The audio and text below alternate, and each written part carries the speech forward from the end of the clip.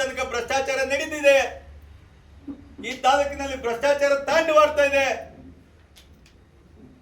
ಅಧಿಕಾರಿಗಳನ್ನ ಯಾರು ಕೇಳೋರಿಲ್ಲ.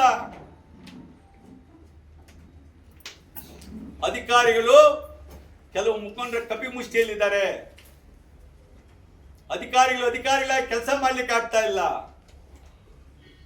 ಪೊಲೀಸ್ ಸ್ಟೇಷನ್ಗೆ ಹೋದ್ರೆ ಭ್ರಷ್ಟಾಚಾರ, ತಾಲೂಕು ಆಫೀಸ್ಗೆ ಹೋದ್ರೆ ಭ್ರಷ್ಟಾಚಾರ, ಯಾವ ಇಲಾಖೆಯಲ್ಲಿ ಭ್ರಷ್ಟಾಚಾರ ಇಲ್ಲ. ತಗೊಳ್ರಿ, ಅಗಲಕೋಟೆ ಜಮೀನಲ್ಲಿ 50 ಎಕರೆ ಸ್ಕೂಲ್ ಬಿಲ್ಡಿಂಗ್ ಇದ್ರೆ ನಮ್ಮ ತಾಲೂಕಿಗೆ, ನಮ್ಮ ಮಕ್ಕಳಿಗೆ 51 ಎಕರೆ ಇದೆ ಅಂತ ಹೇಳ್ತಿದ್ರಲ್ಲ, ನಮ್ಮ ತಾಲೂಕಿನ ಮಕ್ಕಳಿಗೆ ಸ್ಕೂಲ್ ಜಾಗ ಸಿಗೋದಾದ್ರೆ ನಾವು ಖುಷಿ ಪಡ್ತೀವಿ. ಒಳ್ಳೆ ಶಾಲೆ ಮಾಡಬಹುದು, ಒಳ್ಳೆ ಕ್ರೀಡಾಂಗಣ ಮಾಡಬಹುದು.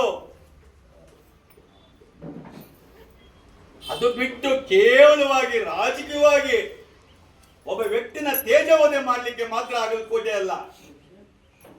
ಮನಸ್ಸಾಕ್ಷಿ ಹೇಳಬೇಕು, ಇಲ್ಲಿ ತಪ್ಪಾಗಿದೆ,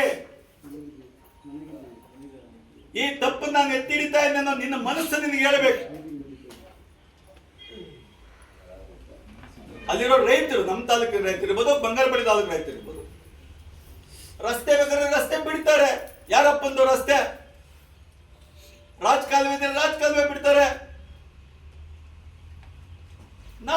ನಾವು ಹೋರಾಟ ಮಾಡ್ತೀವಿ ಆ ವ್ಯವಸ್ಥೆ ವಿರುದ್ಧವಾಗಿ.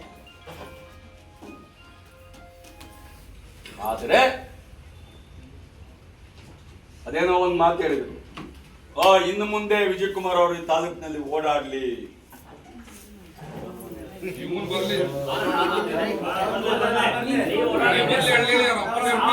ಒಂದು ನಿಮಿಷ